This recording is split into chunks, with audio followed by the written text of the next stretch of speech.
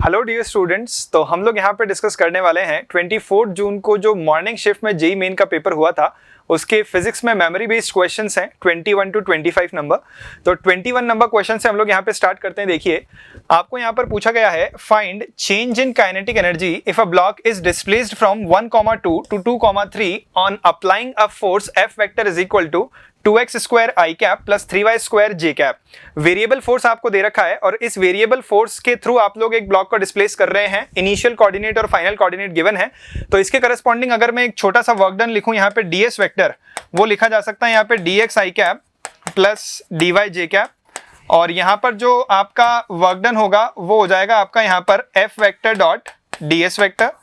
और f vector dot ds vector अगर हम लोग यहाँ पे डिफाइन करें तो वो देखिए किस तरीके से लिखा जा सकता है, 2x स्क्वायर dx प्लस ये हो जाएगा आपका 3y स्क्वायर dy। और यहाँ पर अगर मेरे को नेट वर्क डन निकालना है तो उसके लिए मैं क्या करूंगा, इस dw को इंटीग्रेट, यानी कि आपका 2x स्क्वायर dx का इंटीग्रेशन हम लोग करेंगे x बराबर 1 से लेकर के x बराबर 2 तक, और इसके बाद हम लोग यहाँ पर 3y स्क्वायर dy का इंटीग्रेशन करेंगे। y का इनिशियल लिमिट आप देख सकते हैं 2 है और फाइनल लिमिट आपका यहाँ पर 3 है, तो 2 से लेकर के 3 तक हम लोग उसको यहाँ पर इंटीग्रेट करेंगे। इस एक्सप्रेशन को अगर हम लोग ध्यान से देखें तो यहाँ पर ये क्या बन जाएगा आपका, ये आपका बनेगा 2x क्यूब डिवाइडेड बाय 3, और लिमिट लगी है कहाँ से कहाँ तक, 1 से लेकर के 2 तक। और यहाँ पर इंटीग्रेशन अगर हम लोग करेंगे वो y क्यूब बाई 3 बनेगा, 3 से 3 आपका कैंसिल आउट होगा। y क्यूब में आपका लिमिट लगेगा यहाँ पर कहाँ से कहाँ तक, 2 से लेकर के 3 तक। तो आपको क्या करना है, अल्टीमेटली यहाँ पर लिमिट्स रिप्लेस करनी है और उसको सॉल्व करना है। तो आप देखिए कितना आएगा आपका 2/3, और यहाँ पर जब आप लिमिट पुट करेंगे तो ये आ जाएगा 8 - 1, और प्लस यहाँ पर जब आप लिमिट पुट करेंगे आपका 27 - 8 बनेगा, यानी कि 19 बनेगा। और इसको आप सॉल्व कर सकते हैं, आपका जो है यहाँ पर ऑप्शन नंबर 3 करेक्ट होगा। तो ये बिल्कुल आसान सा क्वेश्चन था। आगे अगर हम लोग यहाँ पर बढ़े क्वेश्चन नंबर 22 की तरफ, तो 22 में देखिए आपको यहाँ पर क्या गिवन है, wavelength of incident light is 491 nanometre and stopping potential is 0.410 volt. If another wavelength of λ1 is incident on same surface, the new stopping potential is 1.02 volt. तो आपको यहाँ पर λ1 का वैल्यू निकालना है। तो हम लोग जानते हैं यहाँ पर जो इंसिडेंट फोटोन है उसका एनर्जी hc/λ से डिफाइन किया जाता है, और hc/λ जो है वो work function phi plus kinetic energy maximum के बराबर होता है। तो अब आप यहां पर सोच करके देखिए कि आपको जो वेवलेंथ गिवन है वो नैनोमीटर में गिवन है, तो यहां पर हम लोग क्या लिख सकते हैं, 1240 डिवाइडेड बाय जो फर्स्ट आपको वेवलेंथ गिवन है वो 491 गिवन है, और ये बराबर होगा वर्क फंक्शन फाई। और आप देखिए स्टॉपिंग पोटेंशियल आपको गिवन है 0.410 वोल्ट, मतलब कि मैक्सिमम काइनेटिक एनर्जी अगर इलेक्ट्रॉन वोल्ट में निकालें तो वो 0.410 इलेक्ट्रॉन वोल्ट होगी। तो यहां पर हम लोग क्या लिख सकते हैं, 0.410 इलेक्ट्रॉन वोल्ट। ये आपका इक्वेशन नंबर 1 हुआ। हम लोग यहाँ पर क्या कर सकते हैं, अब आपको देखिए क्या बोला गया है, आपने जो इंसिडेंट फोटोन है वो λ1 वेवलेंथ का यहाँ पर इंसिडेंट करवाया अब नया उसी सरफेस पर। तो सेकंड इक्वेशन अगर हमको लिखनी है तो वो हो जाएगा 1240 divided by λ1 is equal to work function आपका फाई, और जो आपका नया मैक्सिमम काइनेटिक एनर्जी होगा वो नए स्टॉपिंग पोटेंशियल के करस्पॉन्डिंग आपका हो जाएगा 1.02 इलेक्ट्रॉन वोल्ट। ये आपका हो गया इक्वेशन नंबर 2। आप क्या करें, फर्स्ट और सेकंड इक्वेशन को सब्ट्रैक्ट कर दें, वहां से आपका देखिए फाई जो है वो कैंसिल आउट होगा और आप λ1 का वैल्यू यहां से इजीली कैलकुलेट करेंगे, जो कि आपके पास निकल करके आता है इतना 396.166 नैनोमीटर्स। चलिए आगे बढ़ते हैं क्वेश्चन नंबर 23 की तरफ। 23 क्वेश्चन देखिए यहाँ पर रिजिड बॉडी डायनेमिक्स से है। इसमें आपको यहाँ पर 2 कॉइन गिवन है जिनका मास आपको यहाँ पे 100 ग्राम गिवन है ईच, बेसिकली कॉइन का मास, और एक दूसरे के ऊपर यहाँ पर रखे गए हैं, और एक मीटर स्केल के एक एंड पर, लेफ्ट एंड पर हम लोगों ने यहाँ पर उनको प्लेस किया है। The metre scale is balanced at a knife edge at 40 centimetre mark.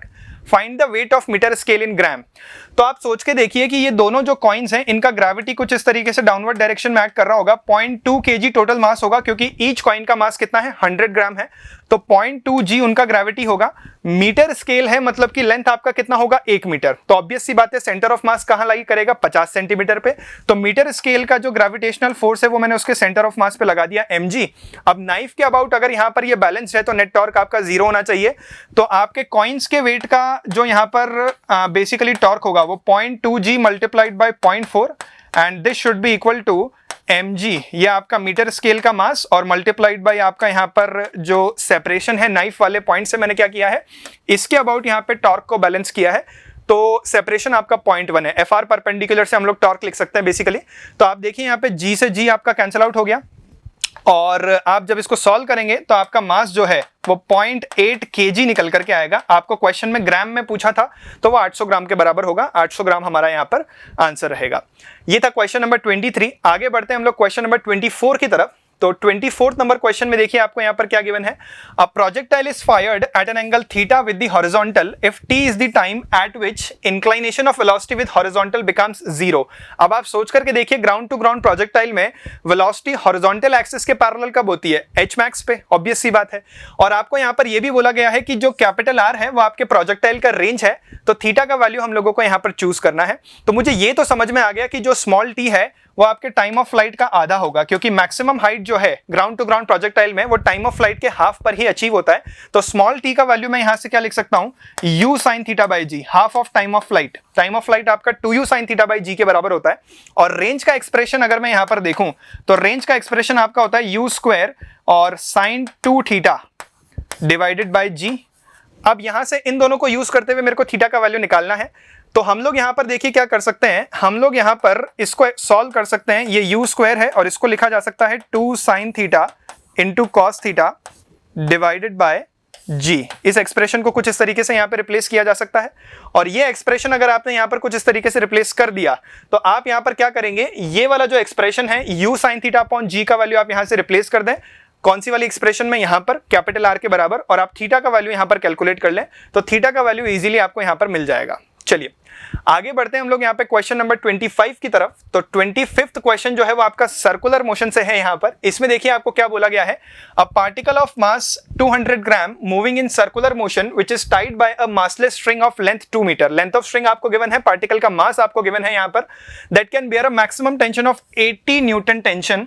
What is the maximum possible speed with which particle can move on circular path? हम जानते हैं कि यहाँ पर टेंशन अगर आपको रिक्वायर्ड सेंट्रीपिटल फोर्स प्रोवाइड करेगा तो टी मैक्स को मैं यहाँ पर क्या लिख सकता हूँ, m इंटू वी मैक्सिमम का square, m v square divided by radius of circular path जो कि लेंथ ऑफ स्ट्रिंग के बराबर होगा। आपको वी मैक्स का वैल्यू यहाँ पर निकालना है तो वी मैक्स का वैल्यू हम लोग यहाँ पर देख सकते हैं, वी मैक्स का स्क्वायर कितना आ जाएगा, मैक्सिमम टेंशन आपको 80 न्यूटन गिवन है।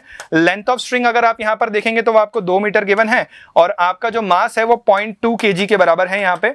तो ये आपका निकल करके आएगा 800, मतलब कि वी मैक्स का वैल्यू जो है वो आपका √800 निकल करके आएगा।